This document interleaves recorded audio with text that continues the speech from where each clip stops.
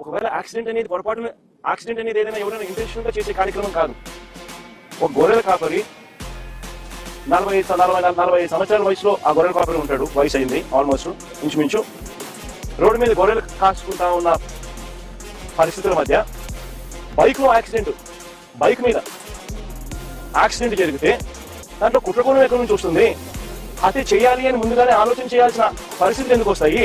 ఆ మనిషి ఎవరో పరిచయం కూడా లేదు. ఈ మనిషి, ఈ పిల్లాడికి, ఈయనకి ఎవరికి పరిచయం కూడా లేదు. ఆ మనిషి ఈజ్ జస్ట్ పెడస్ట్రన్, ఒక దారిని పోయే నడుచుకుంటూ పోయే ఒక వ్యక్తి. అన్ఫార్చునేట్ గా జరిగింది.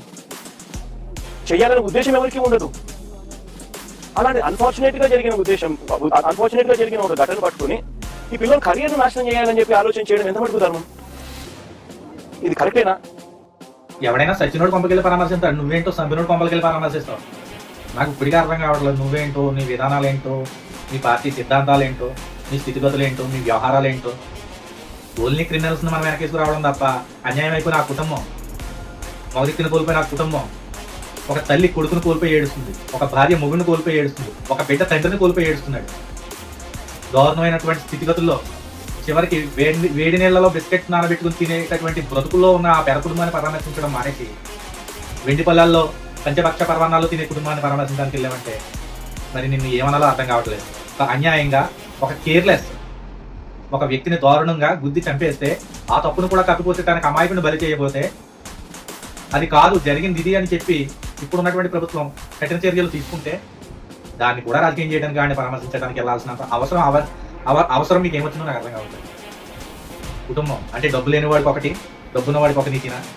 అంటే ఈరోజు ఎవరైతే చనిపోయాడో గొర్రెల కాపరి, ఆ కుటుంబం లేని వాళ్ళనే కదా మీకు చిన్న చూపు?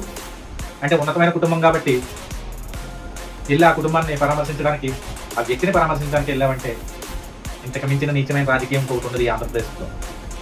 ఎప్పుడు కూడా లేనివాడికి అండగా నిలబడితే మనమైనా మన భవిష్యత్తు అయినా బాగుంటుంది.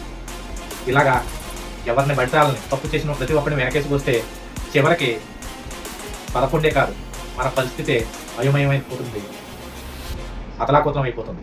అది గుర్తుపెట్టుకుని తప్పుని తప్పులా ఖండించడం నేర్చుకోండి.